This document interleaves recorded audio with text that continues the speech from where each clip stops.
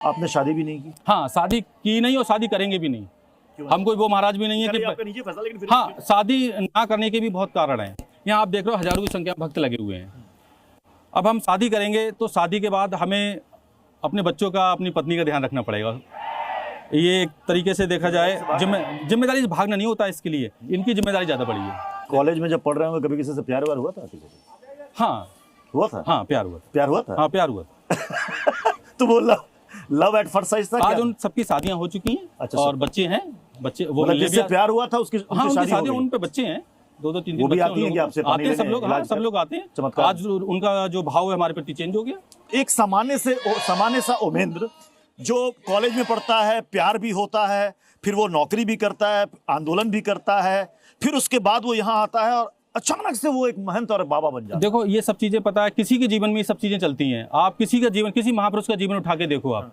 आप अगर किसी का जीवन उठा के देखोगे तो वो पढ़े भी होंगे, उन्होंने साइकिल भी चलाई होगी, उन्होंने सब काम किए होंगे, बचपना भी गुजारा होगा। तो ये कोई ऐसे स्पेशल हमारा साथ हुआ है कि भाई हमारे साथ कुछ ऐसा अचानक सा हो गया है। ये इतनी आवाजें जब आप सुनते हैं, बाबा जी की जय, बाबा जी की जय, कैसा लगता है? बहुत खुशी मिलती है, बहुत खुशी मिलती है। और फिर वो ये जो आवाजें हैं यही हमें प्रेरित करती हैं, यही प्रेरित करती हैं कि ईश्वर ने जो शक्तियां तुम्हें दी हैं उन शक्तियों का सही इस्तेमाल करो।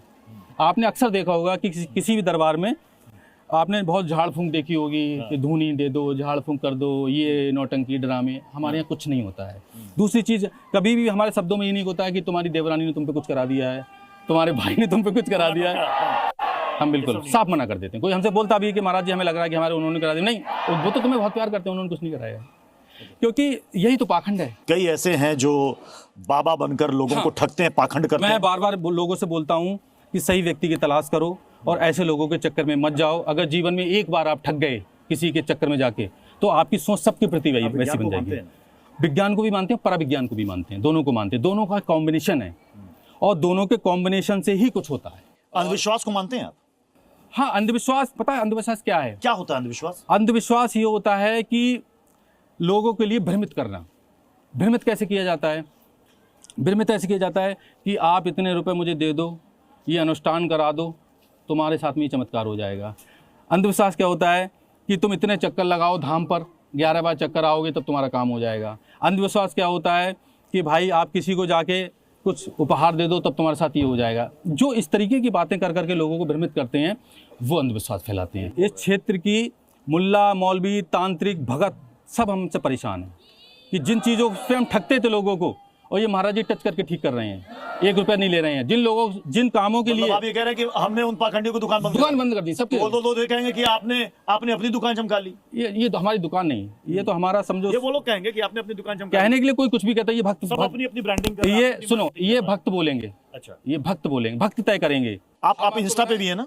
हम इंस्टा पे भी हैं और फेसबुक पे भी हैं, सोशल मीडिया पे खूब हैं। और हम नहीं है, हमारे नाम से लोगों ने बना रखे हैं हमारे नाम से लोगों ने बना रखे हैं बहुत सारे पेज और बहुत सारी चीजें। तो रील देखते हैं आप? हाँ, समय मिलता है तो समय कम मिलता है समय। ज्यादातर हमारे जो और लोग हैं, सेवादार हैं, वो सब हैंडल करते हैं। अच्छा, वो सारा कुछ हाँ, सब वही लोग हैंडल करते हैं, वही पोस्ट करते हैं, वही लोग रील बनाते हैं, वही डालते हैं, एडिटिंग करते हैं, जो भी करता है। तो हमें समय कम मिल पाता है क्योंकि भक्तों में समय ज्यादा रहता है हमारा।